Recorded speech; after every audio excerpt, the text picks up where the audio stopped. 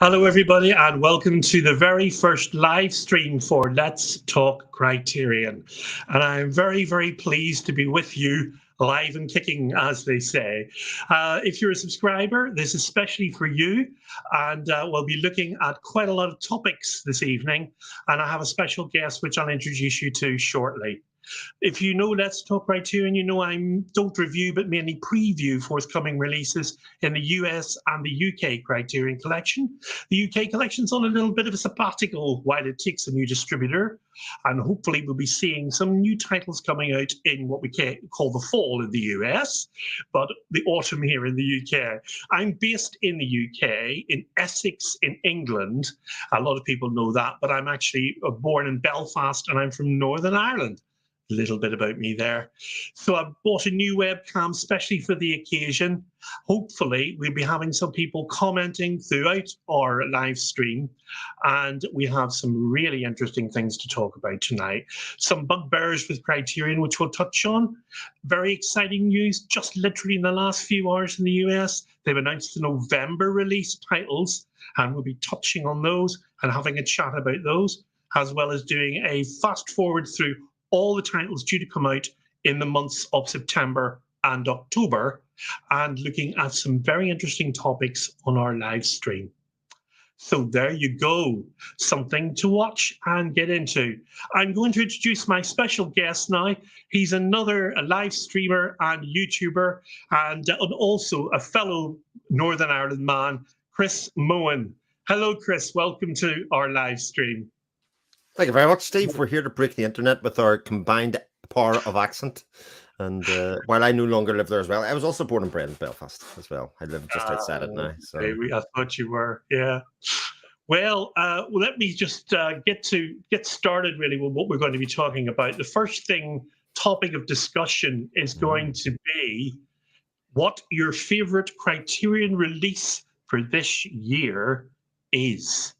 Now, if people aren't familiar, I have a list in front of me of all the titles released since early January.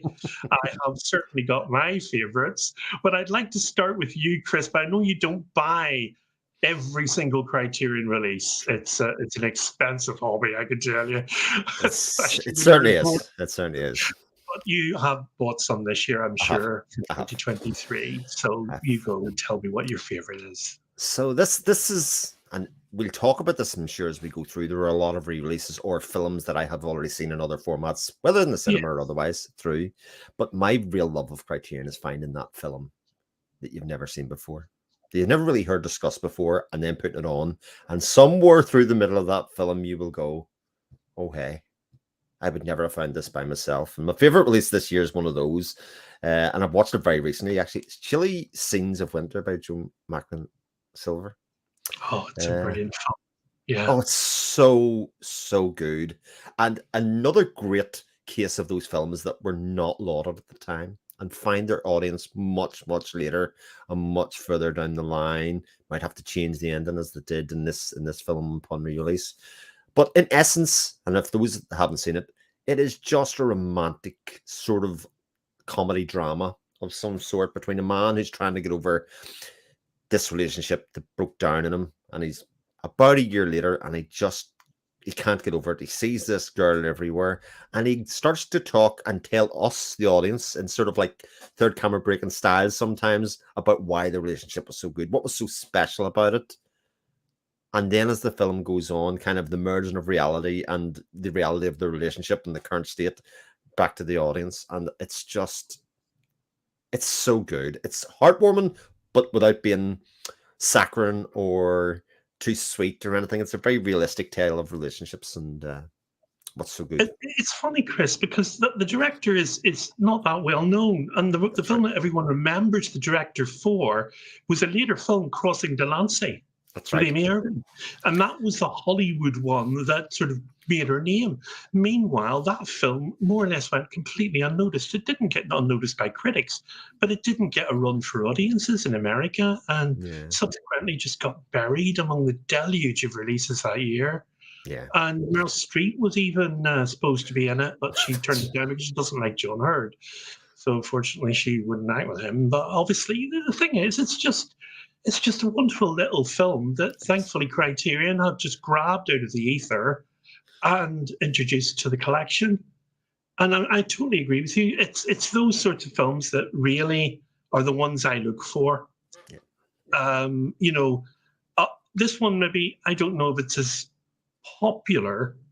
I would pick Hollywood Shuffle, Robert Townsend, because for me, I found that little film funny, engaging, witty, and so well done for what it was. You know, a take on film. And Hollywood, he was having to go at Hollywood, really, and how silly it was. And the little set, I mean, haven't you seen the zombie sequence? It's hilarious. No, I haven't seen Hollywood Shuffle, but what I was thinking was maybe it's the don't turn an old fool or the increasing age. It's hard to make me laugh now, you know, and like comedy and genre doesn't really exist for me in a lot of my watching. So finding something like that. Well, I don't like most modern comedies, I have to say, in honesty. But I found that hilarious. I really was really laughing out loud most of the way through it. And I think it was because it's almost it's slightly tongue in cheek as well. Yes. And the weigh-ins were in it as well. And I love the sort of the elements in it and the way it was put together overall, and how he literally played multiple roles in it as well. It was just so well done. So that would be one I would recommend. As I say, most people maybe didn't pick up on it really. Yeah, because Criterion definitely has fallen into this kind of every month there are things that people will recognize, you know, and that people will go and grab. So like Thelma and Louise, that kind of stuff, you know, those kind of marquee, what you would call titles. And then they have, at the moment, what is essentially one other film that is in the obscure variety a lot of times, you know, something that people go, I don't know that one, or I'll check that out. And for me, in the release date, that's the one. Let's go check this out. Let's hope Steve has a Let's Talk Criterion about this, so that you even get just a sense of what it is about this film, of why it would be in the thing. It's going to be a broken, probably a change of strategy as well this year. Yes. People notice the long programs were not getting as many views. And I talked to a friend who was another YouTuber, and he said, just do individual videos. And I thought, oh, do you know what? I've got them already as individual videos. I'll just literally cut them out and make them into individual videos and top and tail them. And that's exactly what I did. And then suddenly the views went up. And some of them are longer because there's more content in them. Some of them are shorter because there's not so much to say about the movie. And sometimes the movie doesn't need to have that much said about it. Yeah, you know, and other videos are quite interesting. I thought I'd get, for instance, the Small Axe video, which, as we know in the UK, and we've known it since 2020, is very, very popular Steve McQueen television, four-parter, I think it was. That is. There's 5 films, I believe. So the thing is, we got that on BBC. We saw that, and the US didn't get that, I think, till later on Amazon Prime. That's right. Well, of course, it hasn't had that many views, which is really interesting because I focused on every film, spent time on it, but it just didn't get the pick. I'm not complaining because people watch what they want to watch, and maybe it was because the films were all British, and I do have a lot of US subscribers. And maybe that just wasn't their cup of tea. So I find that interesting in itself. Yeah, I find Small Axe really interesting because I think the thing that tells you about its quality is if they had called it Steve McQueen's Small Axe, something like that, I think people would be going, oh, well, it begs people to ask the question, well, who's Steve McQueen? Then they go and look at his filmography and go, oh shit, this guy does really challenging. Yeah, they suddenly realize, social commentary films. You know, this is the thing. He is a really popular Hollywood mainstream director. Of course, Hunger's in the collection. And of course, coming from Northern Ireland, you don't need to say I'm a big fan of that film because that means something to you and I that it maybe wouldn't normally mean to a standard viewer of that film. Yeah. We remember Bobby Sands. We remember The Maze. We remember the hunger strikes. I must have been about 12 when it happened. Do you know what I mean? So it was on our television. Well, it's still a very prescient thing within Northern Irish culture, Belfast culture especially. And like I can drive through Belfast now, and there's still a lot of Bobby Sands up on the wall, etc. And there's always a constant reminder of that story. But seeing it through I always think it's fascinating watching that film through somebody's eyes who wasn't Northern Irish. Steve McQueen wasn't making it from this is my history, but it was a social commentary film that he wanted to make outside of that. And I just think it's such a powerful film because it's of amazing. that. It shows his insight as a director as well, and it happens in Small Axe as well. I think in both Mangrove and Lover's Kiss, the observation that he makes by letting the Janet Kay track play completely from beginning to end, I think maybe even twice. He had the power as a filmmaker to put the camera on those young people in that room and just let them do their stuff. I was so touched by that particular film from the Small Axe collection, probably more so than the one about the policeman. Yeah. I was touched by that more. So, but we got locked in on Small Axe for some reason there. Well, going through some of the titles, as you know, that were this year, and obviously Small Axe was definitely part of that. Oh, well, I was very excited. I bought the DVD, but I was so excited when I saw what Criterion had done with it, especially the documentary. Wow, the documentary on the fire. That was I wasn't expecting that at all. Targets. I wanted to mention Targets. Peter Bogdanovich. BFI, talk about teasing us. I mean, I mentioned BFI simply because of a reference point. They announced this first, and they let us all down, Chris. Well, it's coming. It's coming. And I have to say, I'm being patient. I'm going to be patient because I'm very aware that, especially BFI as a company, are kind of reliant on people supporting them, and because they get such small funds to make and produce these things that it'll do. But like I'll not lie, I have sat and looked at that Criterion release, and especially hearing people talking about it. My good friend Nathan Jones has seen it and was like, "Oh, this is something a release you pick off," and you're like, "Be strong, Chris. You can do it. Another couple of weeks really is essentially all you need to do." But certainly talk about it, Steve, because I think it's something people are waiting on. I find the whole thing fascinating. That literally, I think he had 2 days of Boris Karloff time to film this thing, and the man was literally at the end of his career, and he was so giving of his time to a young director, very talented young director. Don't get me wrong. He persuaded Roger Corman to let him direct his first film and to put a major star of stage and screen like Boris Karloff in that film. And I love the film. I think it's so well done. I mean, it's an amazing film. It's a film of two parts, really. You've got the Boris Karloff element of it, his character, and how he just doubts whether he wants to carry on doing what he does. And Peter Bogdanovich in it as well is even crazy. Well, you make a film and you put yourself in your first film, how brave is that, with the actor you're directing. And then on top of all of that, this I used to use the word prescient, I'll use it again. It's almost like something out of today, with this guy shooting people off the top of this, looks like an oil drum or something, near a freeway in America, and how he shot, and the cold, detached method that he took his own family out in, which was no emotional element whatsoever to that. He just literally went in, and at this time for them to go, I'm going to kill them. It really impressed me, Targets. So isn't there so much, and I talk about this obviously because I talk about books and things in my channel about the different modes of storytelling that you can do, and how for all of the things that you can do with words, there's something about the camera's eye and sort of like the less storytelling you do and the more that you show, that just makes things even more powerful. And even, you're left with that space watching it to fill and go, oh my God, you thinking the thoughts that are going through people's heads because you're never told about them, but you're projecting yourself in that, and such a powerful thing. Brilliant. I mean, I'm so glad I know Criterion beat by BFI to it, but I'm so glad that I finally got to see it. I was so excited about seeing it anyway in any form, and I never really got a DVD of it. And I thought, well, it's coming on Blu-ray. I don't even want to search for a DVD now. But it always interested me because I always love watching the early exponent material from a director's career. I've discovered the same thing when I was looking at Bo Widerberg, preparing for Widerberg box set coming out.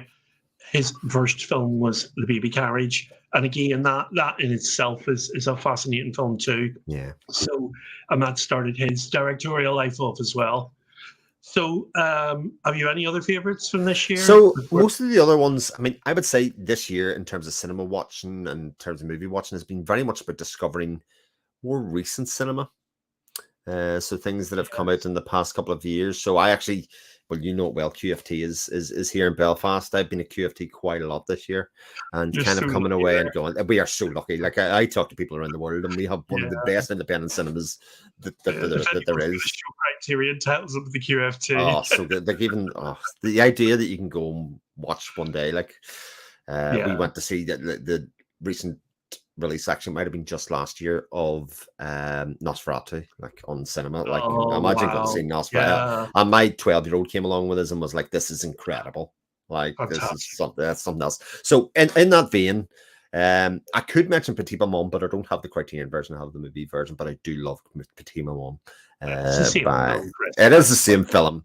Any different features on there? Yeah. But I think as a film to celebrate, a lot of people come away going, "Oh, it's only 70 minutes long. It's only what only." That film is so powerful in its storytelling. It's blows my mind. It's what you put into the 70 minutes. And of course, she's a fantastic filmmaker, Celine Sciamma. Oh, yeah. And, she proved it with Portrait of a Lady on Fire. And Petite Maman, it was literally her follow-up, and it just was superb. It's so touching. It left me in tears, Chris. It was devastating in a lot of us. And the thing that I love about it is it's the small things that are devastating. Right. So even things like, even at the start of the story, like I didn't know anything about it going in. So you put it on, you kind of go through, you hear them talk about her childhood, and she talks about the treehouse. And then without knowing anything about the rest of the story, you see this mound of trees. And at that moment you go, oh, exactly right. Exactly the feeling that you're supposed to have that going. Moment of realization. Oh, the changes. The subtle clues are there. Yeah. You just don't pick up on them. I watched it on Movie Stream because I just wanted to see it so much. Yeah. And then, of course, I also got the movie release as well because I didn't know they were going to announce the Criterion. Well, I thought it was going to be years down the line. I really don't know what's coming next. I can sort of hazard a guess.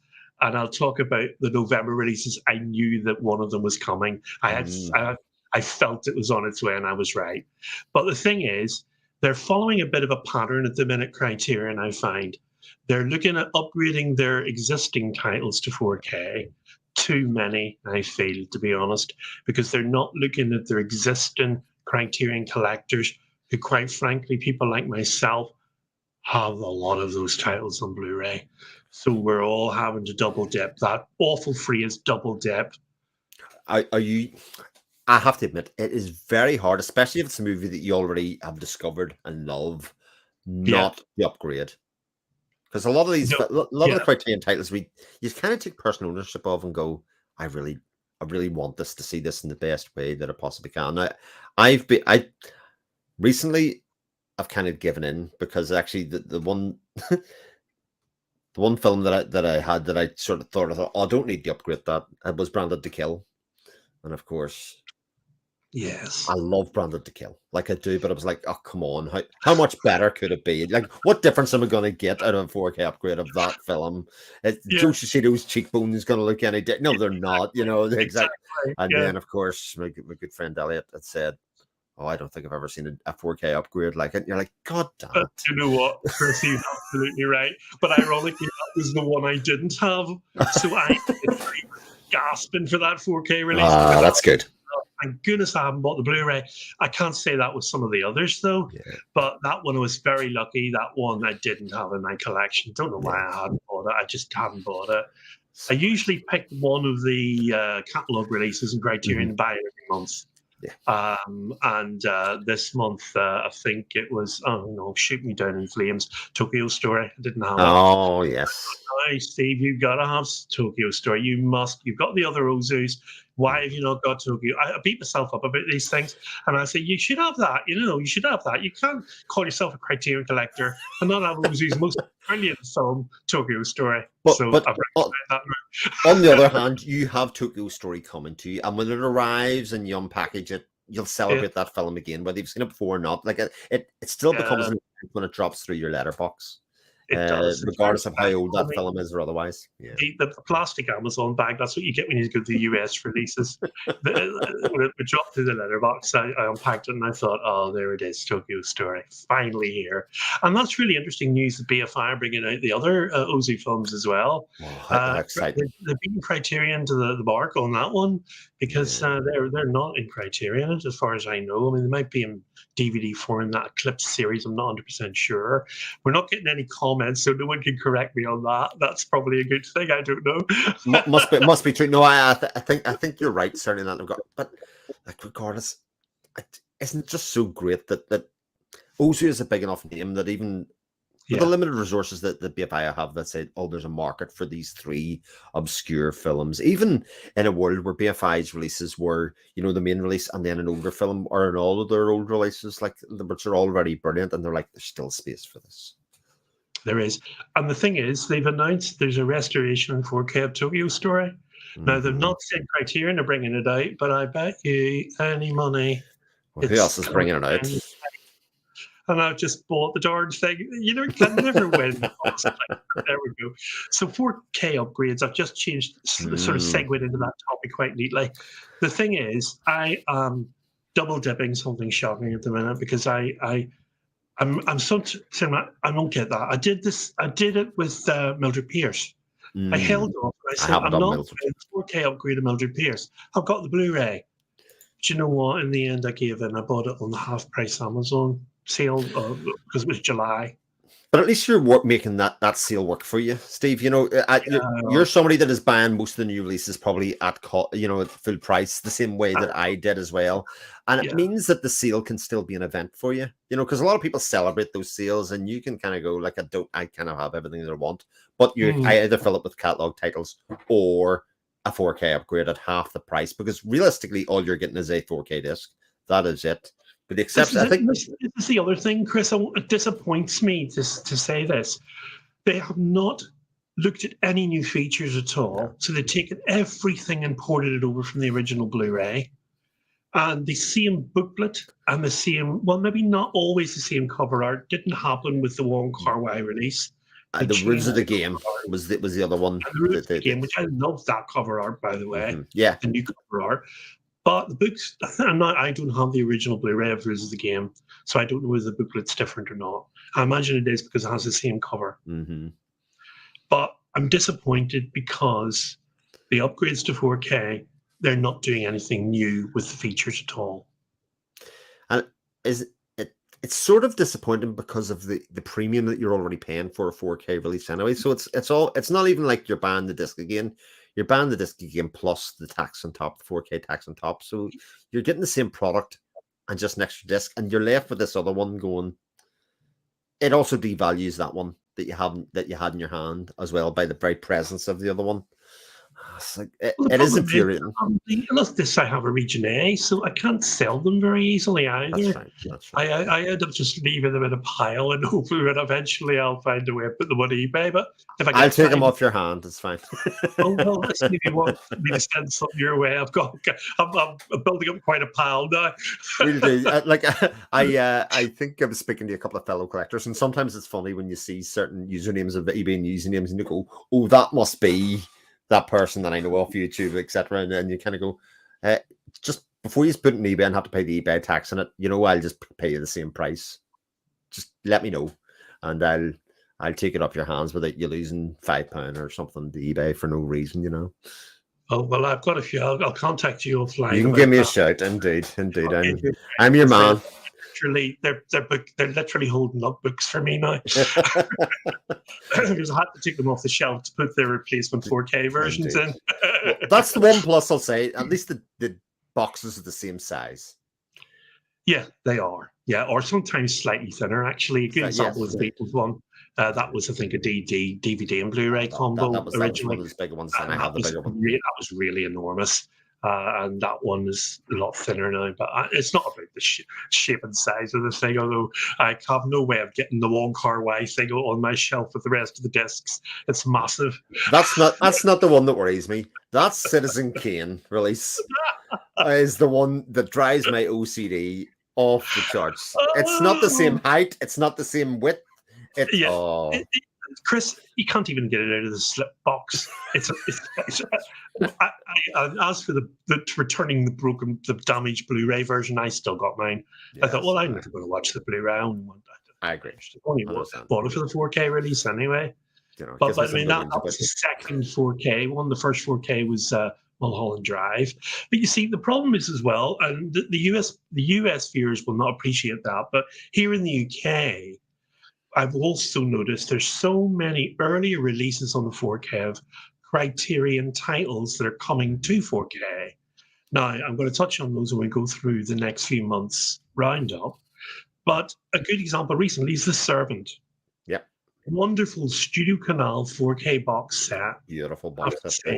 Beats the Criterion release hands down, that one. And I hate to say on Let's Talk Criterion about the Criterion, but I bought that and I didn't like the Criterion release. I didn't even like the cover art when it came out. It's the packaging even of the Studio Canal release feels really kind of special, and for us, it's cheaper than important in a lot of cases as well, even though that's an extra special edition, if you know what I mean. I think that was £30 in release here.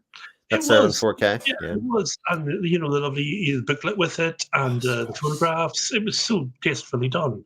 It reminded me a lot of the Elephant Man Studio Canal release, which I loved as well. Again, the Criterion will give you a pop-up church, but obviously on their version, they didn't have a pop-up church of the Elephant Man, but they did have the commentary from David Cronenberg.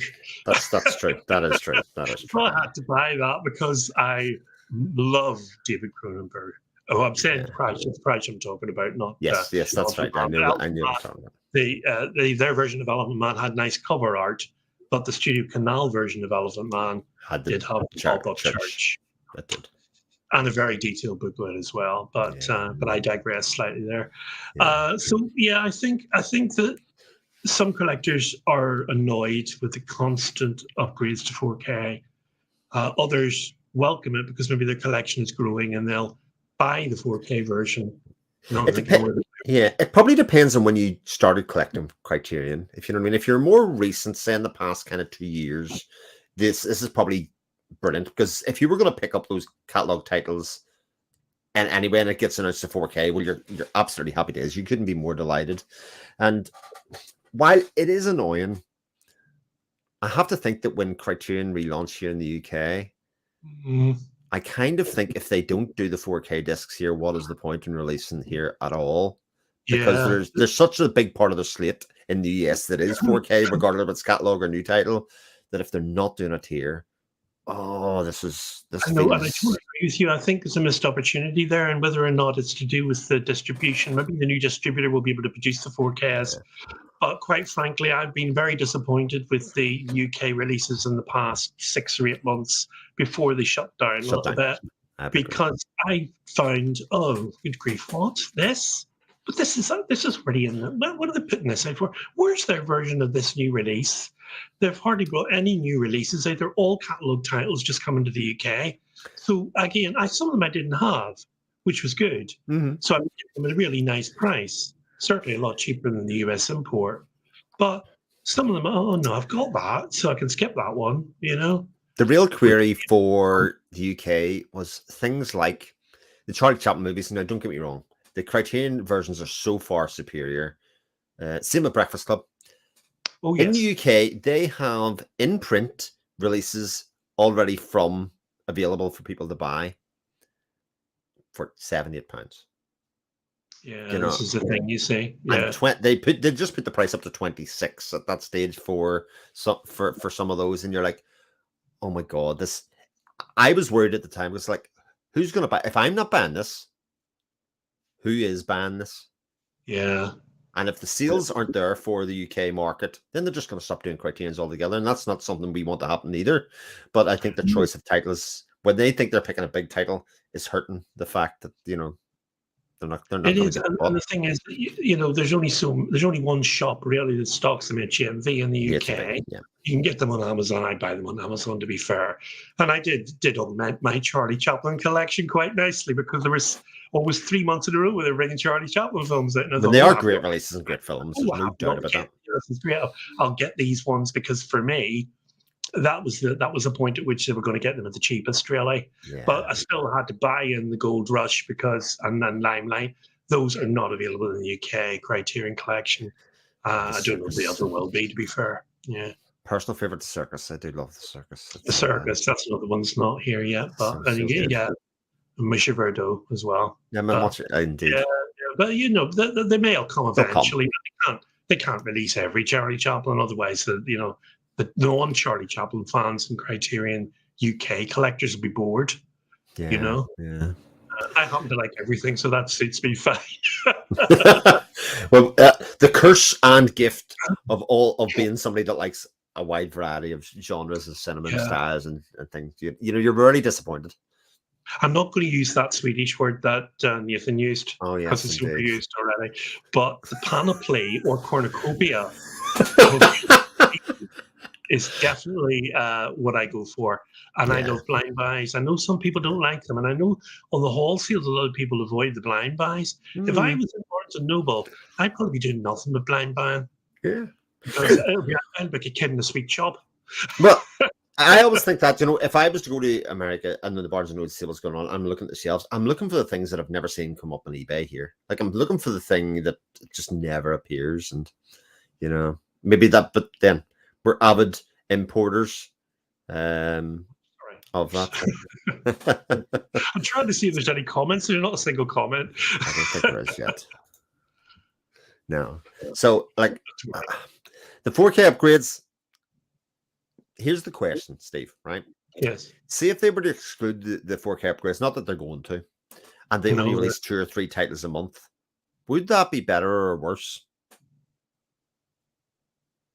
Part of me says it might be slightly better, but then as a massive 4K fan, generally speaking, I just love to have a 4K version of a film, so I probably would regret it. Oh, I'm getting a comment. I got a comment.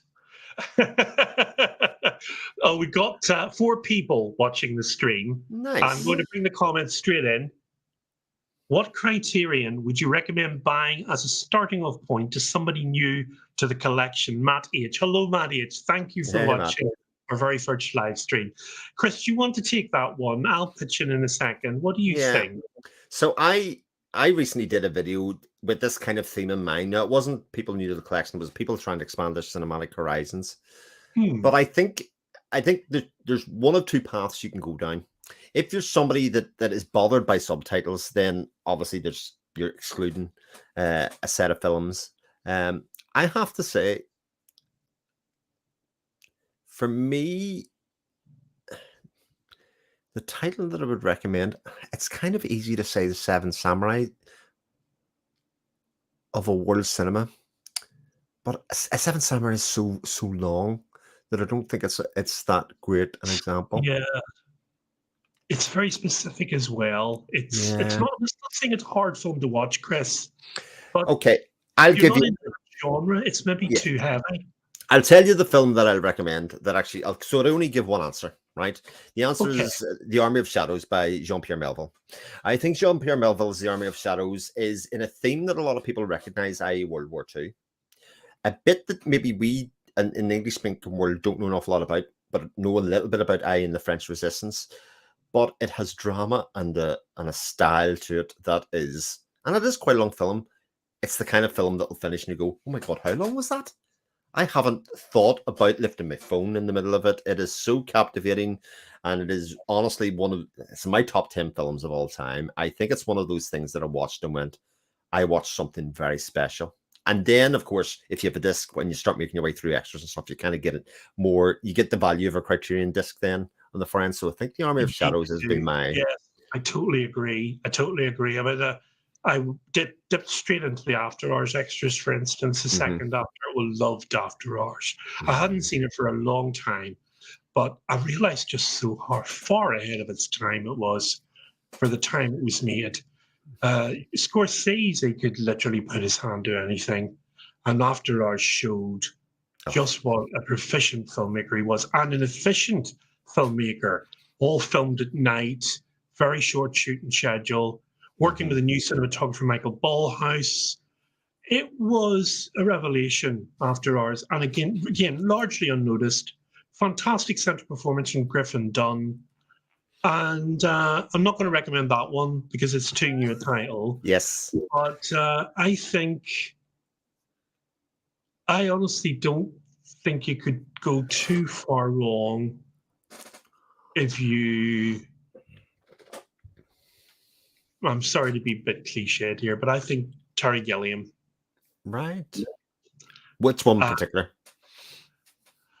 Well, my favorite Gilliam film is Brazil, but I think again that one's a bit too strong for introduction. Even to Gilliam, not to mention the Criterion collection, but that was the first Criterion I bought. Brazil. Yeah. Interesting. Yeah, in the DVD format, and I loved watching the different cuts of the film because they were all on there. No, it's got to be the Robin Williams, Jeff Bridges, Gilliam. I think it's the most successful one. Yeah, it's Fisher King. It's got comedy in it, it's drama in it. It's a bit of everything. Strong performances from the two leads. Great backup from all the support. Fairly easy storyline to follow.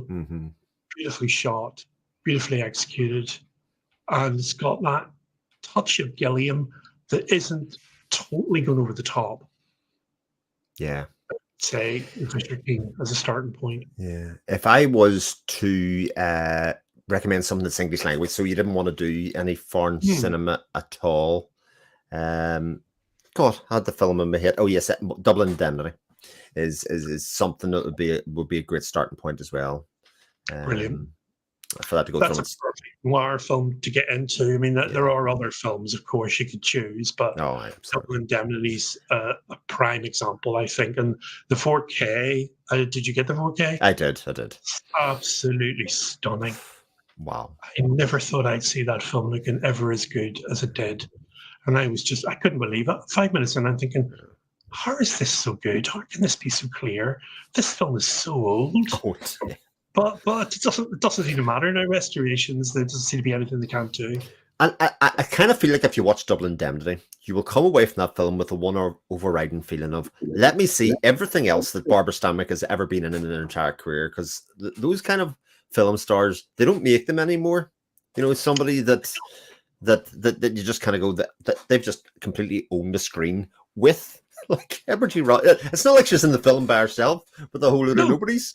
She's exactly. So brilliant. It's a fantastic cast, and of course, it's a brilliant director. Yeah, and it's brilliantly done. Yeah, a lot of people would say Citizen Kane, I think, is an introduction to Criterion, but that's not cop out. But obviously, now it's in the collection. You can choose it. You know what I mean? I think they're more accessible versions of that. That wouldn't be one I picked, to be fair. Yeah. Another comment, and this won't come as a surprise, someone has suggested, and this comes out all the time, 12 Angry Men. It comes out all the time because it's a blooming great suggestion. Absolutely. I totally agree. I bought it fairly early on in my Criterion shopping trolley, and I loved it. Never seen it before the first time I watched it, and I was just mesmerized by it. I thought it was amazing. Yeah. The first Criterion film that I watched, not the first one that I bought or went through, because I thought, they're all quite good, but maybe over Tampopo was the first one in the collection that I watched and went, I would never have found this if it wasn't for Criterion. Like, there's no way. Yeah. I couldn't tell. There was nobody in the world that could tell to say how much I enjoyed it, because nobody else was going to watch. Like, who else was going to have seen Tampopo, in my life, for the people that are around me, that weren't boutique Blu-ray. But it filled me with so much joy. And disgusted me in some small parts as well. The food fetish scenes are something else, but there is a recognizable kind of honesty about that whole story that I just found so endearing and entertaining. And that for me was the first one that went, right, I just need, that's what put me on the blind ban, I think, in a lot of ways, is because, right, I got this in a sale, but this was great. Capital G, great. Yes, the other Tommy that came out was The Funeral. That's in the collection now as well. But obviously the one that everyone knows and loves is Tampopo. Oh, good. We got comments coming in now. So, nice. So let's have a look. We have the last comment was from Physical Media Collector 87, by the way. Max H again. What company do you use to import films? Right. Well, I know that Elliot is using a new company, which he's very excited about. He's been singing their praises on his YouTube videos. I don't use that company. I use a combination of 3 main sources: Amazon US, Wow HD, which I really like because the delivery times are good with them. And I usually use eBay as well. When I tend to use eBay, when I say, oh, I want to get that Criterion, I've always wanted to just add to the collection, I'll use eBay. And then for new releases, it's a combination of Amazon and OHD. For instance, now telling everybody this good news, Amazon seem to be matching the prices of Barnes and Noble now on the sales. I bought every single release for the month of July that came out in Criterion for half price. Oh, excellent. And I was delighted because there were Porquets in there and they were coming to me at a nice little price. And I was very pleased the box set, the Renowned Westerns, also was half price. So that, for me, that was a good month. That was a good month. I can't use Amazon anymore. Brexit put an end from Amazon being able to send to Northern Ireland. So batteries and Criterion discs are the things that I cannot import to Northern Ireland anymore. So there must be extra paperwork, and decided to stop doing it because I used to buy off Amazon US, especially in July, etc. So I can't use them. So I am in a combination of eBay, but usually eBay is me trying to bargain spot, to be honest. I don't really want to be paying full price, but if something's around that early 20s pounds for, especially for an import, I'm like, I'll be having you. Thank you very much.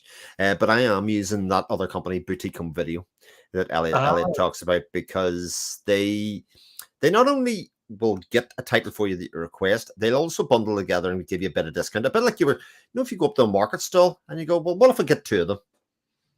And they go, well, I'll knock a few pounds off. I must try them actually, because one of the problems I have, I'm impatient. What tends to happen is I literally have pre-ordered most of the September releases now already, and they're all coming to me from YHD this time.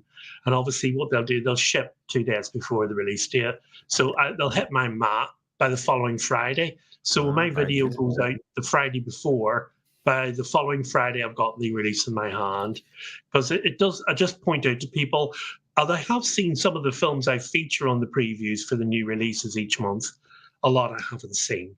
So I'm looking up information and collating information to make it informative for people, because they might be interested in buying them. But I will buy them because I want to see the film that I'm talking about. Obviously, I'll know a fair bit about it before I watch it. Thankfully, not the entire plot. But obviously, I will have a good idea who the director was, whether he was born, his mother, his father, whether he went to school, all that rubbish. But the film itself I would have seen.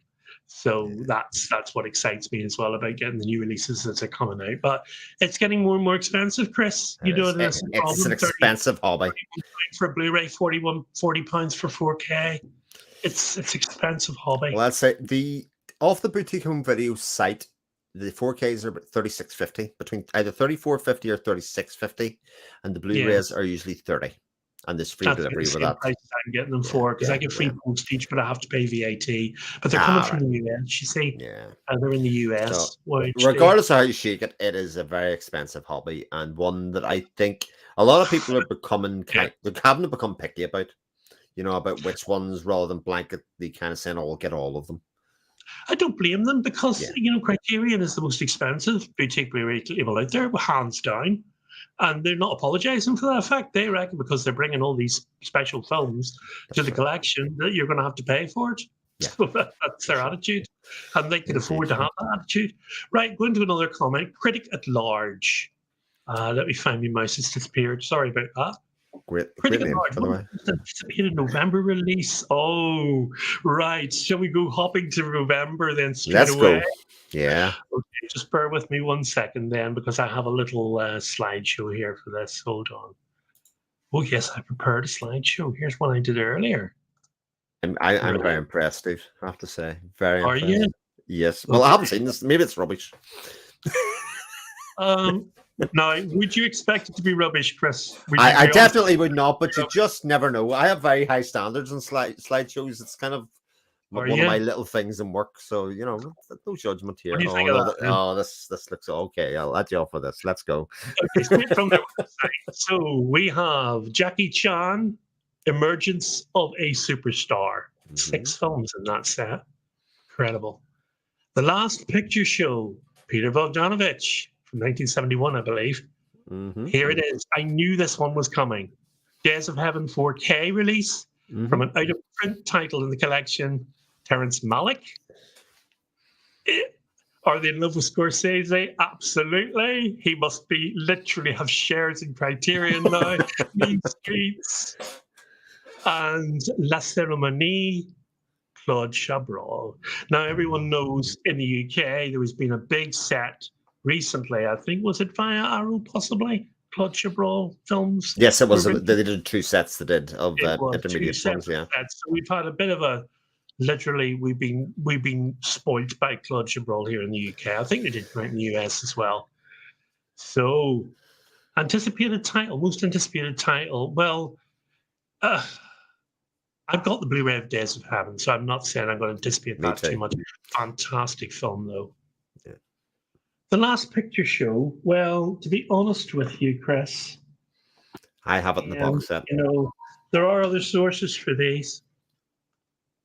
4K from the Columbia Classic set. Yeah. Sorry, I'm in front of my face, but you know what I mean. Yeah. I've got the 4K of that. It's Mean Streets for me. Because it's not that I haven't seen the film and I haven't had copies of it in the past, probably haven't DVD years ago. It's the fact it's going to be a Criterion release. Yeah. I can't click on that to say what the features are, but I can look at another window. But I imagine there's going to be features on the disc as well. Yeah. And obviously possibly a commentary or interviews with Scorsese himself. So let me see. Have I got... There's an excerpted conversation between Scorsese and filmmaker Richard Linklater from 2011. Selected scene audio commentary featuring Scorsese and actor Amy Robinson. A video essay by Imogen Sarah Smith, which will always be fantastic. Oh, shit. I love Imogen Sarah Smith. Yeah, about the film's physicality and portrayal of brotherhood. Interview with director of photography Kent Wakeward. Excerpt from the documentary Martyred Baghdad to Hollywood, featuring Mean Streets co-writer Martin, as well as Scorsese, Biskind, and filmmaker Amy Heckerling, and then a promotional video from 1973. Oh, nice. Yeah. Interesting. Okay. So I like Mean Streets a lot. Like I think it's a really great movie. Seminal film from Scorsese, isn't it? Really. I do. Let's face it. It's the one where Robert De Niro first appeared. Brilliant. Very, very 70s ending as well. I do like the ending of it and how it finishes up. But for me, I'm not. My first initial reaction was I'm definitely picking this up. But apparently there's a 4K coming in the UK from some unknown source, probably BFI. That won't surprise me. This is the problem. They'll bring these things out in the earlier because the restorations have been done. So the UK release licensing will be with a different company. And obviously, that's exactly what will happen. And you may find the same thing will happen with Days of Heaven. It's Paramount Picture. That's right. Days of Heaven. And of course, Paramount Presents in the States do those. So who knows? We'll probably get that on 4K here through Paramount. I'll give a shout out for the Jackie Chan set because I actually own a lot of the films that are in that Jackie Chan set through 88 Films in Eureka here. I was talking about this earlier on with some of our good friends like Sam and Nathan and Elliot, and like I completely agree. The Young Master is in that set, and for me, the Young Master is a good step above the Fearless Hyena and a lot of the other things that are in that set, that Lucky Stars, etc. The Young Master is wonderful, and if you're looking for a good starting point for really good kung fu films that aren't Bruce Lee, I think it's in that set. Right, the Young Master film is in that set, and it's great. It's amazing, actually, how much of this cinema is coming through now. In the UK, it's literally flooding our market. I mean, the Eureka Police Story 4K is above those. And I'm not a massive Jackie Chan fan per se, but I want to see these films because some of them I haven't seen before. I've seen Police Story, but I haven't seen the other Police Story films. And obviously, the thing is, with this, I'm probably not seen any of those, Chris, to be honest. I'm not a massive martial arts fan, but I'd like to get more into it. I did buy her Lost Hurrah for Chivalry, John which I Woo. enjoyed. Yeah. And again, but the market's literally flooding.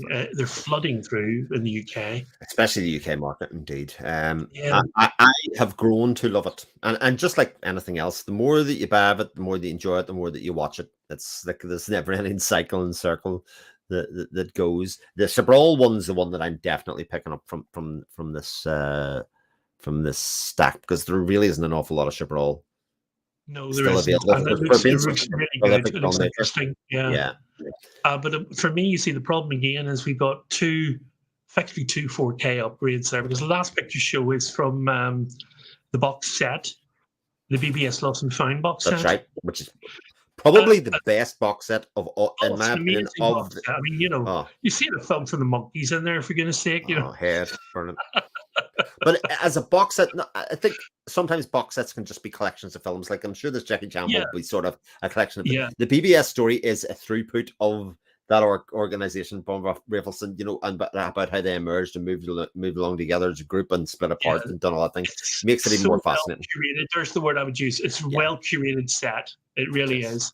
And obviously, I probably will buy the last picture show, but I've already got it. Yeah, but the interesting thing is, Days of Heaven, as you said, was out of print. Now it was assumed that Paramount took all of those licenses back, and the Days of Heaven disc, as soon as that happened, was available on eBay for hundreds of pounds, along with things like Rosemary's Baby was put in that. So it opens up a possibility that Rosemary's Baby is coming back as a 4K. Yes, it's coming out. It's being released in 4K, but it's not Criterion. Criterion lost the license. It's not Kino Lorber either. I'm not sure. I can't remember off the top of my head what label it is on. I'll have to investigate it. I ordered that 4K, Chris, because I have the out of print £100 on eBay version. I didn't pay that for it, but I have got Rosemary's Baby Criterion, and I'm also very, very lucky to manage to track down. It cost me £65. It's the most expensive Criterion title, but you know what it is? It's the Blu-ray of The Man Who Fell to Earth. Oh, wow. Yeah. Very good. It was in perfect condition. And I thought, you know what? I'm never going to see this ever again. This is going to be worth shelling at 65 for. And I was absolutely desperate to hear the interview with David Bowie. And it's not an interview, it's a commentary. He's on the entire all the way through the film, and I'm a massive David Bowie fan. Yes, me too. And I loved listening to Bowie talk about his anything with Nicholas Rogue. Wow, what a treat! What a great film! Really watch the film. I just literally put it in and listened to the commentary. Oh, I think the film's great. I think he's perfectly cast, and sometimes actors and musicians get miscast and misrepresented, but not in this case. He was perfect for it. Oh, he's perfect for the role. He was made to play that role. Rosemary's Baby's coming out from Paramount themselves in 4K. So yes. So Critic at Large, hopefully that answered your question there. Back to Matt H. What film would you like to see in the collection? Oh my goodness. Easy one for me. Is that an easy one for you? It is, because we've talked about this before. Altered States, the Ken Russell film. What a choice. That's brilliant. To get a boutique Blu-ray release and get a re-examination and the extras that you could do in that, if they want, I'll do a couple on it. I just think a lot of people will say The Devils, and The Devils would also be any of the Ken Russell films that we don't see. I was going to pick that one. Yeah, it's a very popular one, and again, but it's just something about Altered States that I think, again, a film that was panned in some parts of the time, and I have this thing that it's a film with special effects have not aged well, but they've also aged perfectly. It's like an encapsulation of a time and a place and the ideas in it, even though I'm sure by standards then it was like, oh, this looks rough, but it's sort of perfect. I remember when the first time I watched it on VHS, and I thought, I can't get into this at all, but I love William Hurt, still love William Hurt. And of course, he's brilliant in that film. He's their perfect casting. And then eventually when I watched it about 5 years later, it clicked. And I thought, oh my God. And the other one, thankfully, I have got on Blu-ray, and I would have said I wanted in the collection is Jacob's Ladder. But thankfully, that's come out on imprint, and I've got that now. So you've taken my you've taken my Devils. You're welcome. I don't know. I like British filmmakers. Oh, I know. Stephen Frears, bring up your ears. Oh, right, very good. Well, Fears I obviously love has that My film, Beautiful Laundrette already the there, hasn't he? story of Joe Orton. And I think, I don't know, I don't, BFI, I've asked BFI where they're going to do it. And I Mm-hmm. got a response from Ben Stoddard saying, no chance, sorry. Don't even know who's got the license. We don't even know who has it anymore. Who would have it? Yeah. Whether Criterion may have access to it in the US, but Stephen Frears is a bit underrepresented. But you see, I feel British directors in general are underrepresented in the Criterion collection. They focused on Mike Leigh. That's fine. He's a great director. But where's Ken Loach? You know what I mean? Ken Loach has Oh, made some brilliant films, and all they got was Kez. Do you know what I mean? Well, they've got the other one. They got the other Ken Loach film, haven't they? The more recent one. They've got two, I think, Ken Loach films. what is the other one? What's it called? I Daniel. Oh, yes, Daniel. Yeah, Daniel Yeah, Blake. but you know, these when the shakes the barley. You know what I mean? Where are these? Where are these great Ken Loach classics? Well, You know? here's a couple of suggestions then for British filmmakers. Again, I'm going to go modern because that's where I've been at. A double pack of the Mark Jenkins Bait and Ennis Men on Criterion would be spectacular. Yeah. And I'm a great lover of like small independent film. It was the first film done by this person, Alan Khan, which was After Love from last year, the year before, something like that. I just think it's such a wonderful film. Yeah, when I did a BFI videos, I raved about After Love. I thought You Want to Scam was amazing in After Love. I just loved the whole premise of After Love. Yeah, but BFI's got that for the UK, but I don't know if that was going to cross over to the other side. No, so but I think it's important that that kind of representation of what I would say is really interesting British cinema that obviously we've got good access to, but I think need to be seen on a wider scale. You know, they need to be seen across the way. And I totally agree. British directors generally they need to pick up more on. They're doing really well with world directors now. And American directors will always be favoured, obviously. But Scorsese and Gilliam have had far too much of a look in already this year.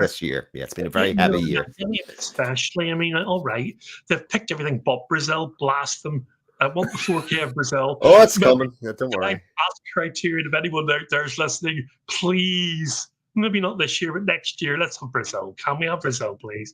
But I'm telling you, Steve, see if they do a Criterion release of The Departed before any of these other films we're talking about, we're going to fall out. You know it's coming. You know it's coming. I mean, they won't be doing the later Scorsese's because they've already brought them out on 4K. Gangs in New York, another travesty. But it is a travesty. I totally agree. So I think we've answered Matt's question about what film we would like to see in the collection. There's probably many more if we give it some more thought, to be fair. Are there any films that you feel you don't deserve to be in the collection? Well, there always are, aren't there? There always are. Dare I say the horrible one that I didn't buy, but I've heard so many bad things about Jellyfish Eyes. That says it doesn't belong in the collection. I never buy that because it's put me right off it now. Yeah, the film. I mean, normally I'd be one of those people who say, "Look, every film has an audience." You know, everybody finds some. There'll be somebody that finds something out of other things, but I fail to see the redeeming features that would make Armageddon. I know it was only a DVD only release, but Armageddon as a movie, I think it's poorly written for a start. Yeah, commercial there. I remember there was Armageddon and The Rock, and then there was also the DVD because I bought it. It was Silence of the Lambs. Yeah. And I don't mind The Rock so much. The Rock is fine because it's an action film that does what it appears to do, but Armageddon was poor in my opinion. They were trying to find a foothold back there. Yeah, this is early on. I think we're trying to find a foothold, and now they've got their niche. They're going to really look at films. And I'm going to bring me on to my next topic. Actually, they're going to look at films that come from the National Film Registry, which is in the Library of Congress in Washington. And what that is thousands and thousands of films preserved for their cultural, aesthetic, and social significance. Now, I keep rounding on this all the time in my videos. You've heard me say, and this is the National Film Registry because of its cultural. The reason why I say that is because these films are put in this library for posterity. And lots of modern classics are now in that library. Thelma and Louise is in that library. I mentioned to you just before we started the stream, Chris, Pariah is in that library. The last film to be entered actually was Pariah, I think the most recent one. So they don't bring them in very often, but the ones that are in there, of course, a lot of them are coming out on Criterion. Mm-hmm. So they use that library as a source. And I don't know that's terribly well documented. I'm not saying you're going to be able to predict what the next Criterion release is, but I bet you any money that some of the ones on that screen in front of us now are in the National Film Registry. I dare say Days of Heaven might be. Well, I think it's interesting because some of the, I would say, more what people would say obscure films that come to the collection have been in it, like Watermelon Woman. And I think that's National Film Registry. Yeah, because it's come from that registry. Yeah. So they're using it as a source. So if you start trawling through, the list of films in that registry, they've got it on their website. In fact, there's their website. So if you look at that website and look at the list of the films, you'll be able to see and possibly predict what might be coming down the line in the future. And I've seen them as I've talked about them, thinking, "Oh, there you go. That's in the National Film Registry. That's why that's come. Breakfast Club is one of them. That's in the National Film Registry." Eve's Bayou, yeah. Eve's Bayou, yeah. And again, did we not get that recently as well? We did. That's right. There is a More False Move, I think, is also in the registry. Yep. So this is a strange thing. There is a correlation going on there. Which I just wanted to point out to people, which may find interesting. There you go. You've heard it on Steve's channel first. Jurassic Park coming to the Criterion collection sometime soon. Don't. Now we've got Wall-E, Chris. Anything is possible. Oh, and by the way, guess what? Wall-E's in the National Film Registry. Yeah. So that's why we've got that one. Because everyone's saying, what's the next Pixar film going to be? There isn't going to be one. I can tell you that now. We're probably going to be maybe another Disney film, but it'll be well chosen. It'll be because Disney are very protective over there. Well, you know from hearing all the rumors about Disney, they're very protective of their films. You know this already, Steve, but the Wall-E was on the Criterion collection because it was a passion of the director, which is Andrew Bird, I believe, for a film of his to be Andrew Stanton. Sorry, you're absolutely right. Okay. For his film to be on the Criterion collection because it was a thing that he thought it was worthy of, and that would bring in more exposure. And I think he's very much right. Oh yes, it's a beautiful package. I mean, I have to say, Criterion pushed it all out on that. Yeah, the package is beautiful. The book's beautiful. The content that was actually provided as new content for the discs was excellent as well.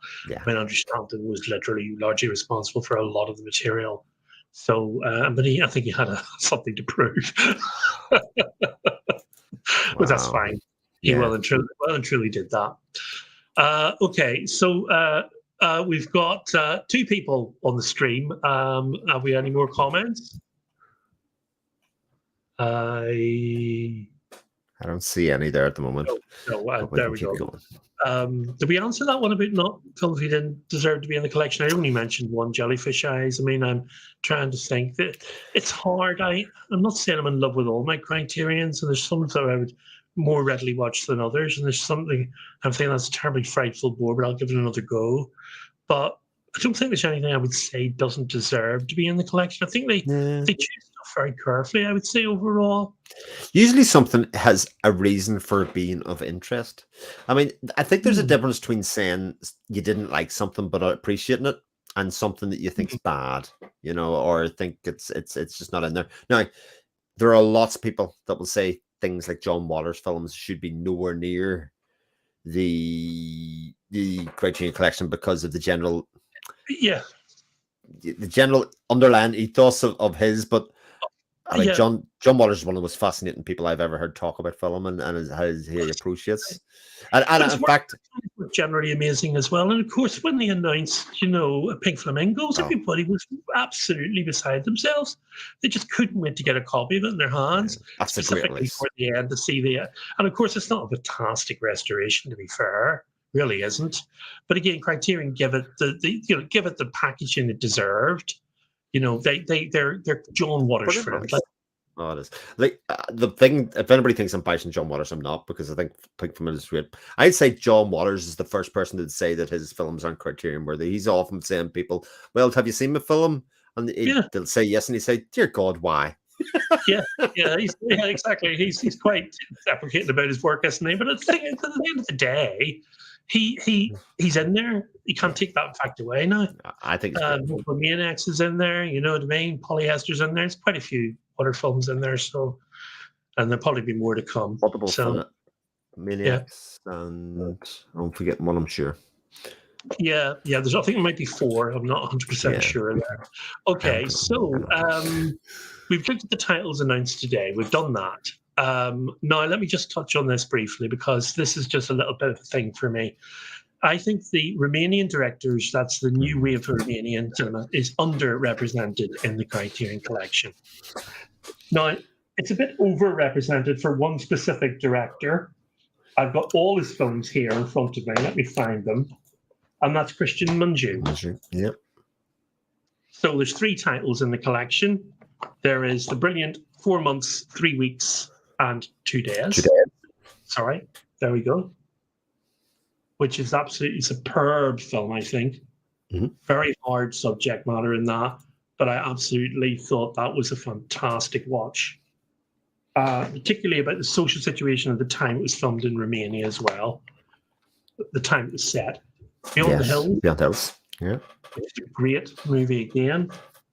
And my personal favourite of the 3 is Graduation. All right, okay. Which is a very simple film about a father who desperately wants to get his daughter into university in the UK and commits a crime to do so and gets caught out.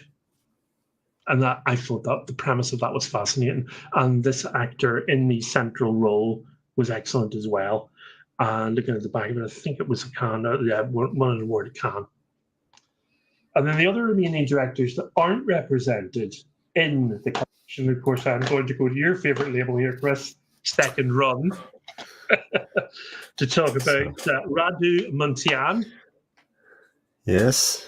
And this film, which is Tuesday After Christmas. I'm not going to try and pronounce the Romanian title. Oh, come on. You're disappointing people. Marti Dopa Krakium, possibly? I don't know. Anyway, amazing. Off the top of my head. This one I loved. Christy Pugh, Stop and Go. Brilliant film. Love that. Recommend that one. It's only on DVD though, Chris, but it's great. I loved it. It's young people in it, but I loved that whole ethos, young people, and this young person is sent to deliver something. And the film's about his journey, basically, with his friends, and they fall out along the way. It's really good. Mm-hmm. Death of Mr. Lazarescu, which I think should be in the Criterion collection, because that's a very well-known Romanian film. Oh, yeah. And it's not in there, and I don't know why. I just don't know why.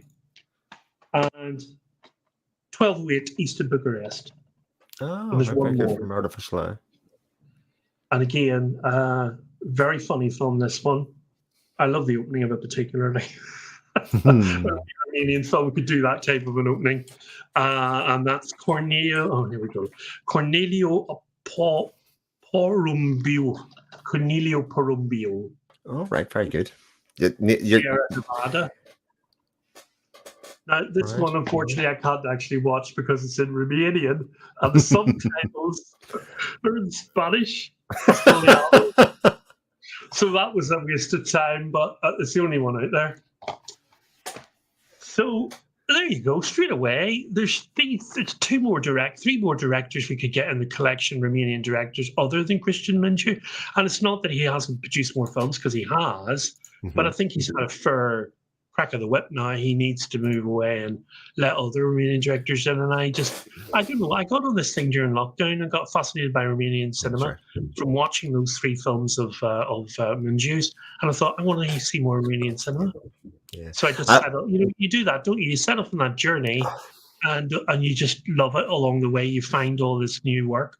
Yeah, what I call the rabbit hole. You start in one direction and you keep on following it and following it and following it and following it. But that's one of the real joys of being a film watcher, isn't it? Is that those rabbit holes exist all over the place. They're never ending. There's a couple like I would suggest as well. There's another one that's in second run Blu-ray called Everybody in the Family.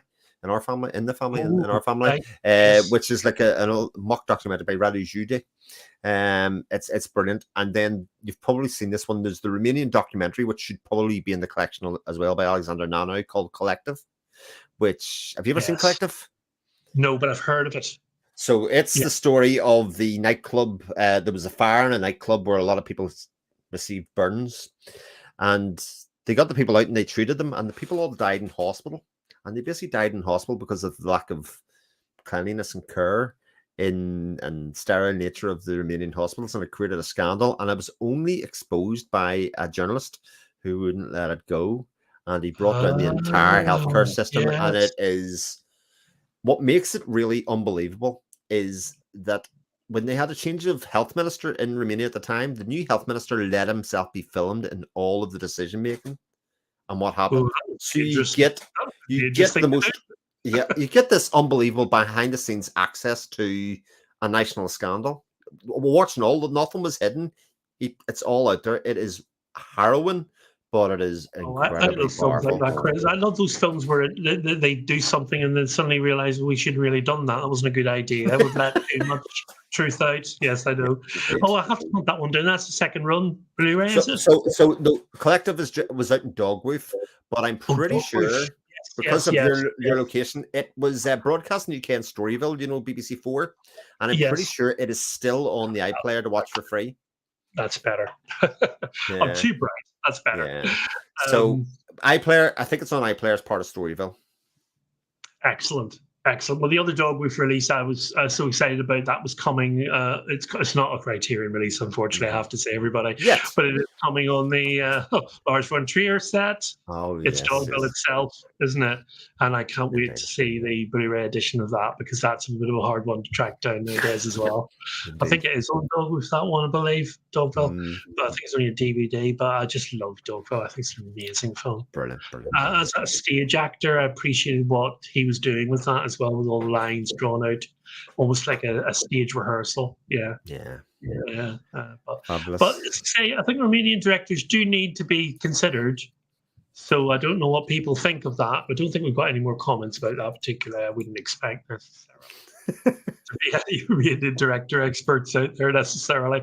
But I just thought I'd throw that one out there. But for me, I think I'd like to see some of those films introduced. Chris Depew especially, I think, deserves a place, at least one of his films in the collection. So you could say that would be the one maybe that's not in the collection. I'd like to be in the collection. Going back a bit there. So I think we've covered most of the points that we wanted to talk about, haven't we?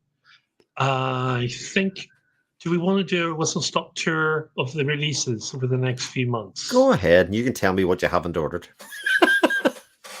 Well, I haven't pre-ordered all of them, but if I go right back, you can see there's such a lot of stuff. Dry Longzhou is the next one coming up. I know very little about Dry Longzhou. I'm currently researching. It's by Colleen Smith as director for this film. And Dry Longzhou, if I can just get the notes up on it, it's basically, let me see where it is. Find it. It's sort of it's not totally documentary style. It's partly documentary style. Look at a racial injustice. Black men are dying at an alarming rate in California. And the director, Colleen Smith, decides to document this with a series of Polaroid photographs she takes. And she forms a friendship with April Barnett, who is in a very abusive relationship herself. There's a constant thread of violence always permeating everything. And the film reflects its time and the social imbalance, and serves at the same time as a celebration of female creativity and a generation of lost African American men. So I thought that was quite interesting. It's a 1998 film. That's right up my street, that. Yeah, I thought you might like. That's coming out August 29th, so that's very, very soon. That's Dry Longzhou. As I say, not an awful lot of material out on there, but I'll track some more information down on that. What can I say about this little baby? Well, all I can say is it's very pretty. It's the best packaging in the entire collection. With hands down, it is. Even if you don't like the film, that is the hell of a thing to have in yourself. It's a lovely film, though, isn't it? I Yeah, mean, it it's is. just delightful, and as you say, it's a lovely, it's a lovely package. Look at the color, the design and everything of that. I actually And bought a copy for my actually, wife they'll for just Christmas once. completely echo that as the 4K. We will not get in the plastic box. Hopefully, we will get that sort of a delivery. And it's nice it's coming to 4K. Again, it'll probably have a nice uptick, but I'm still on the fence whether I should buy it or not because, as I say, it's not going to be that far away for me. Knowing the features will all be the same. It's coming on September the 5th. It's already spine 948 in the collection. And then we have this Nicholas Rogue classic. I mean, fabulous film. I have Yeah. a rather expensive edition from another company sits on my shelf, which is the novel, the script, it's a brilliant release. I think they're never going to compete with that. I know it's only a Blu-ray, but my goodness, it hands down beats this. Yes, it's the same. That's the same cover art as well as the original. Yes, that's right. Blu-ray. It's a 4K again. If you haven't seen Walkabout, the best way to watch it will be this release for sure. I think Walkabout's brilliant. It's a wonderful film, and Jenny Aguilar's brilliant in it. She came straight for the Railway Children into Walkabout, and Nicholas Rogue just grabbed her and knew there was a special actress there. Interesting, there's a warning on the website for this, advising that the film includes images recording deceased persons. Now, this is a little bit woke for me, but it's there obviously to tell people something. Not seen that happen before, to be fair. But maybe they're also capitulating to the woke signage, as it's called. I would say it's more of a trigger warning for people.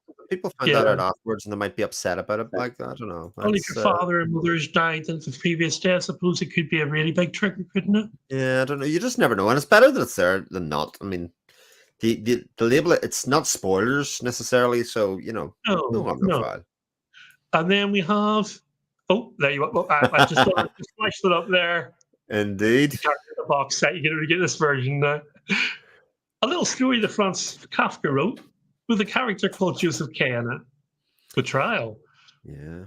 Studio Canal 4K I have. And you don't need to tell me. There it is. it's again. I'm telling you all the time. This has already beaten them to that. And this will be the same restoration, Chris. The Studio Canal restoration will be the one the Criterion used. They have a relationship with Studio Canal. I've never done saying on the forums that this is going to be Studio Canal's release. And they say, who are they? A lot of people don't even know who they are. So the thing is, The Trial, obviously, it's an Orson Welles classic. I mean, his vision, expressionistic lighting, surreal locations, it's all in there. Right, it's purported to be Orson Welles' favorite film, his favorite film that he ever directed. He thinks it's his best work. Well, I don't know about that, but I mean, he's entitled to think it's his best work, isn't he? He directed it. But I must admit, I mean, Anthony Perkins is brilliant in The Trial. It's brilliant. And the whole visual look of The Trial, it's hard to bring Kafka to the screen. Many directors have failed, to be fair. But how brilliant is the cover there, though? Like, that is a pretty spectacular cover. I have to say, I don't like this cover art. I'm not a fan. This cover art is superb.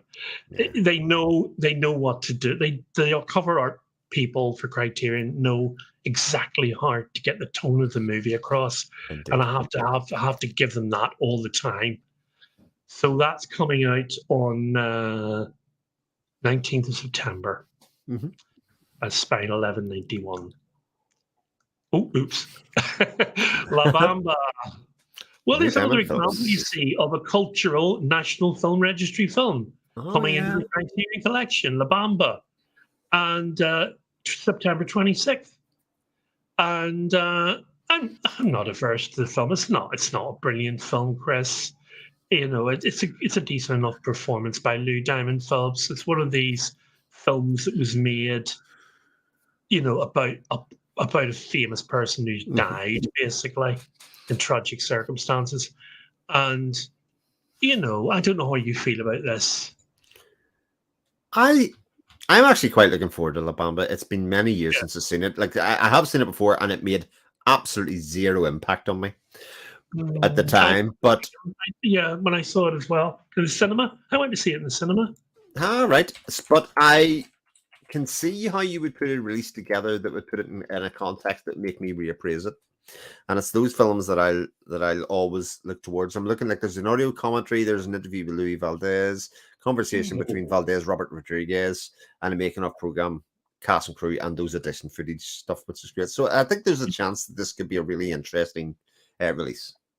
I hope when I watch it again, I'll enjoy it more than I saw it with the first time. But I wasn't a mad fan of that type of film when I went to cinema. I went with a friend who was not a girlfriend, a friend who was a girl. Can I just say? She wanted to see it, and I was the only boy who wanted to go and see it with her. So that was fun. Really. I don't know what it says about her, but there you go. It sounds like there was a bigger story there, Steve, but we'll just let it go. It was a terrible night, not after the film, not during the film. Anyway, moving on.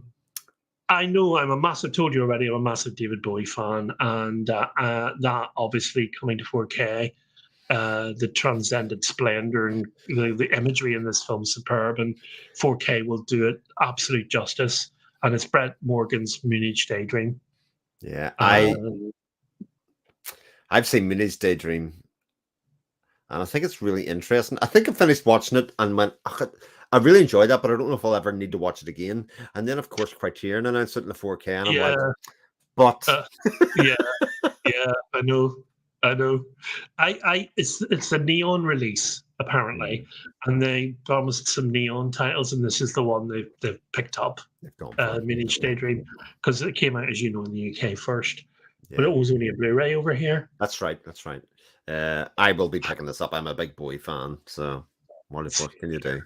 Yeah, even though I have the Blu-ray, I'll just pre-ordering that straight away. What I'm really praying for is that they will do the re-release of Ziggy Stardust, the Glass concert film, because I seen the restoration of that in QFT recently, and it was spectacular on the TV, on the cinema screen as well. Yes, oh wow! Yes. Well, it was just, him saying goodbye to that character, wasn't it? It was a major windbreak in his career, really, wasn't it? Yeah, such a brilliant film. Yeah, I was very lucky that a gentleman on eBay, for a friend of mine who's a massive Bowie fan, I managed to buy from him the cassette recording of the desk that they mixed on. Oh, wow. In concert. And I sent it to my friend for his birthday present. And he was delighted. It's really rough on cassette, but it was right off the back of the mixing desk. Yeah. This guy was the engineer who'd mixed it that night. Well, they have redone the sound mix for that concert, and can I tell you, it transforms that entire concert. Mick Ronson's guitar in the new mix is sensational. It's just sensational. Was it Tony Visconti who remixed it? Was it? Well, I suppose it probably was. I never really. I don't remember seeing it on the credits of the film when they went through, but it was quite obviously remixed sound because I'd seen that before. And Ronson's guitar had never sounded as crunchy and as brilliant as that. Like, oh, amazing. I don't look now. This doesn't surprise me. I could see this one coming. It's been on 4K, as you know, for Studio Canal for some time. So I thought it was only a matter of time. And it's most sought after out of print title on Blu-ray in the collection. So that was like a given for me. It didn't surprise me at all seeing that one pop up. Again, the features will all be the same, so there's no point going into that. And just in case you've forgotten what the Studio Canal one looked like, there it is. And this one, again, you see, the problem is the Criterion. I know the license in the US is with them for Videodrome. I understand that. But of course, we have, and the US, of course, have the choice of the Arrow box set. And of course, I bought the Arrow box set, not really knowing that this was coming down the line. Yeah. So I'm going to probably not get that because I've got the Blu-ray of Videodrome. I mean, what decent collector of Criterion wouldn't have Videodrome in their collection? No. And scanners for that matter. So I don't see the point really for me for that, because that will be the same restoration, the Arrow. The Arrow one. I don't know, it might not be, but just going back to Don't Look Now, I think we can also look at the 4K releases that Studio Canal are putting out and use as a pretty good predictor for what's going to come out in Criterion, because they just announced The Pianist, which I just think is I totally agree. The Pianist. Again, one of those great movies for me. Yeah. I just think it's one of the great films. It's going to come out in Criterion almost Amazing certainly too. Polanski film. I loved it, and I have to say, sometimes a little bit more prefer it to Schindler's List for Yes, looking yes, at I agree. that side of the Jewish occupation side of things. Brilliant It's film. more raw. I think there's a syrupy nature to Schindler's List. It's always bothered me. It's a Spielberg veneer to it. Do you know what I Yes. mean by that? Yes, I And do. Polanski doesn't do it. Oh, So the it's such scene- an the scene effective of the movie. wall, the child of the wall alone is horrific. You know the bit I'm talking about. It's Yes, oh horrific. yes. Oh, I honestly didn't believe I didn't understand. Watching it, I thought, what this? Oh, this is horrific. And is this whole film going to be this horrific? You know. brilliant So film. yeah, I'm a big fan of The Pianist, and I'm very excited about. Obviously, it's not a Criterion release. Very excited about our 4K coming down the line. Indeed. Right, I'm moving on slightly because we got still quite a few to get through, and I don't want to. Okay, this got a lot of excitement when it was announced. Todd Browning. I'm not familiar with these films, I have to say, in all honesty. I look forward to doing the research on them when the time comes. But they're obviously sounding classics. Yeah. Because of the subject matter. I was pre-code as well. Yeah.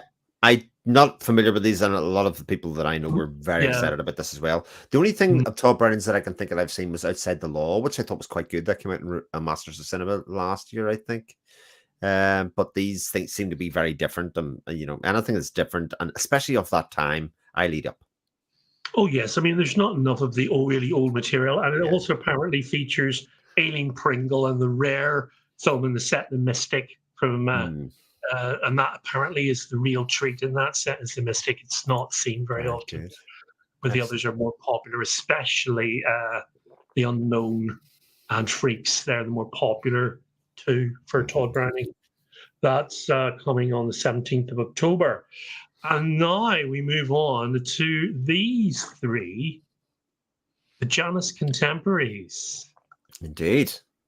We start with one we've already had from BFI in the UK, the lovely AO. Yes. Lovely, beautiful film, gorgeous film. Had thoroughly deserved its winning prize, I thought, there. And obviously that's coming to Criterion on the 17th of October. And then the other two are The Innocent, Louis Garrel, and the third one is No Bears, which I have seen.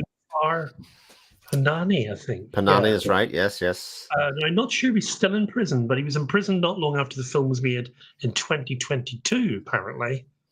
So he touched a lot of people with that and upset a lot of people. But he basically starred himself in a sort of fictionalized version of him. I'm fascinated to see this film, Chris. I have to say, I really enjoyed it. Embroiled in controversy. I love the thought of a film made by somebody who's gone to prison because he made it. Yeah. Fascinates me, the whole idea of it. It is a film that looks at cultural differences, or likes to show the ridiculousness of culture sometimes, I think, in some ways. Looking at the lens of him, he's a very nonplussed character. He's kind of like, all right, okay. When people are speaking to him, okay, yeah, no problem, I'll do that. And you can he shows it for what it is, and kind of the idea that a border being a strip of land and nothing else, what is that about? But yet it is a big deal to a lot of people. And, the fact that he wasn't allowed to leave the country for 30 years of his life because of his controversial filmmaking and all that kind of stuff. Such a fascinating insight into somebody else's life and the political persecution that art can bring. Well, that's it. You can present that edition of Let's Talk Criterion then. You got that one in the bag, Chris. Fantastic. I haven't seen it, but I'm so excited about watching it. I really am. Where did you see it? Did you see it on streaming, or did you see it? I think it's out in Picture House here, and it's also streaming. Okay. It's also streaming the Criterion channel, and the extras from the Criterion channel are there to watch that are on that disc. So it's already Yeah. available in some ways. Same with The Innocent, same with the Yeah, EO. these have all streamed on the Criterion channel, haven't they? I That's right. believe. That's Yeah. correct. Yeah. Yeah. So there's a Yeah, couple I of don't. others that are I sitting don't. in there. Terrible sin. I don't have the Criterion channel. What kind of fan? I know. What am I saying? I should have. I know. Major exposure to Criterion don't have the channel. The cover art definitely is much better than the British version. I have to Yes. say, far more tastefully done. I remember this film. I mean, it was a big commercial success. The others, and I love the film, and I love her in it. It's interesting. It's quite a commercial release, I feel. Alejandro Amenabar. Yes, And, I'm looking forward to re-seeing it or yeah, rewatching it. You know, yeah. it's definitely something I think. Oh, I can't wait for that to come out so that I can dip my toes There's back in. been a bit of discussion about the fact there's no HDR on it, but That's they're fine. obviously making a decision possibly based on the fact that it's a muted color palette. It doesn't need it. The blacks are going to be black, because it's very dark anyway. The lighting Look, is very low. you Yeah. don't want somebody to do something to a film because it feels like it should. You know, you want to do it for reasons. You know, it's got to deserve it. It's got to be better without it. And I'm sure they've made a very conscious decision not to apply HDR grade to it. Yeah, I think everybody wants everything to be HDR, well, Dolby Vision, and there's some people that don't even have Dolby Vision on their players or their televisions, so they get HDR 10, so they don't ever see the Dolby Vision grade anyway, because it's not automatically clicked into the right version for the television when they play the disc. And the final August release, it's August? Did I say August? There's this is Nanny. October, is it? No, October release, I think. Yeah, we're moved around to October now. I don't know why I put August on that. Nanny. Yes. New film, Nanny, 2022.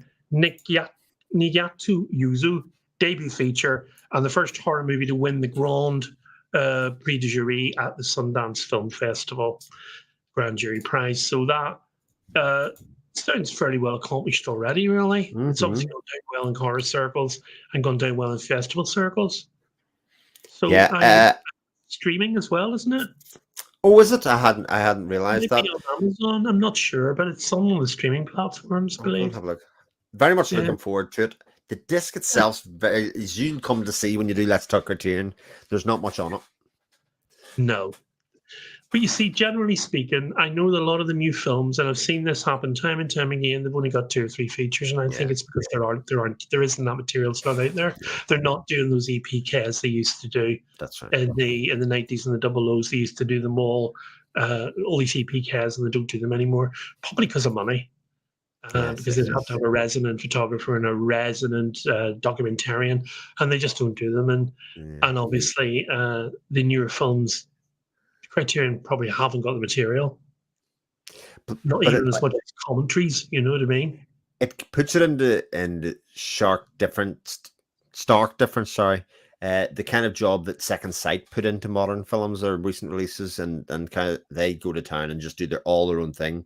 But it's the thing that you can do when you do 12 releases a year, maybe, as opposed to the size of catalog that Criterion are talking about. Indeed, and BFI do tend to initiate commentaries for their releases as well. To be fair, too, but even though they're a different type of label, aren't they? BFI, I'm not going to harp on about them, especially for people in the US who really probably don't get a lot of BFI material unless they import it. Really, indeed. It's to be a sort of empty area for them. I don't think we've had any more comments, Chris. No, I don't think so. I think we've maybe come to the end of our stream now. All I need to mention is just what's coming up next. And the next edition of Let's Talk Criterion will actually be live on YouTube at 9 o'clock tonight. And it's going to be the 4 films in the Bo Widerberg New Swedish Cinema set. They're all 60s works. The Baby Carriage, Raven's End, Elvira Madigan, and Ödlin 31. And they are 4 fascinating films, and I go into fair bit of detail on each one. And I'm really quite excited to see that set now, having done the work and research on it. And he's a very controversial director in the 70s, from Man on the Roof onwards. Would work with him. It annoyed them so much that he only made a few more films. And I allude to that as well towards the end of the episode. But basically, he was very unpopular in the 70s as a director, and people just didn't want to work with him. And I sort of saw a little bit on the Radiance behind the scenes for Man on the Roof, maybe why they didn't. He's very precise and he's very specific, and he maybe just rubbed people up the wrong way. Yeah. So, but still doesn't change the fact that he was very, very outspoken about how he felt the Bergman-esque type of Swedish cinema wasn't the way he wanted to go, and subsequently those 4 films were the result of his rebellious nature, for want of a better word.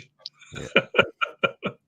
So we'll see what people think of those when they're released next Monday. Next Tuesday in the US. Again, only a US release, that set.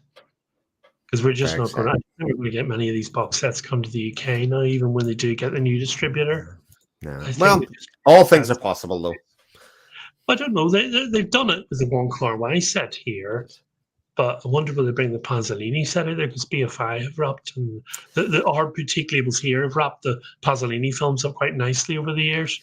Yeah, but they all seem to be out of stock. Like the Eureka had a lot of them, and they seem to be they seem to be out of print. Sorry, no. So maybe that does open the door up for that kind of release. Well, we'll see what happens. But I'm certainly very keen on Bo Wittenberg after doing that program. So hopefully people will see that come through in the video. Chris, thank you so much for your time. How do we just get us both back up on the screen again, rather than looking at a very nice cover art there. Indeed. There we go. Right. Thank you so much for your time. And I think hopefully we've enjoyed the first Let's Talk Criterion live stream. I mean, I could talk boutique Blu-rays and especially Criterion all day, and especially, getting the chance to come on here and do your first episode, Steve. What an absolute pleasure. Thank you very much. I'll talk to James. I think I'm going to have to do the stream about 12 o'clock UK time, though. 12 midnight. It won't be possible because James will be during the day this time. Yes. Time of the day will be daytime for James. That's probably why a lot of the US subscribers aren't watching, because it's the middle of their afternoon in America, isn't it? So, yeah. But they'll be able to watch the recording and hopefully comment on. Please comment on the recording. We both would definitely want to hear what you've got to say, and hopefully we'll introduce some interesting topics this evening, and some food for thought there. And as you see, I may sound as a massive fan of Criterion, but I have got my own bugbears, and I think I've heard some of those tonight. Not Criterion's not a perfect word. What word is, quite frankly. Indeed. Chris, thank you very much for your time, and I will now end our stream and watch the next edition of Let's Talk Criterion. And my sign-off is, from me, it's goodbye, and above all, good Criterion viewing. Take care. Bye-bye, everybody.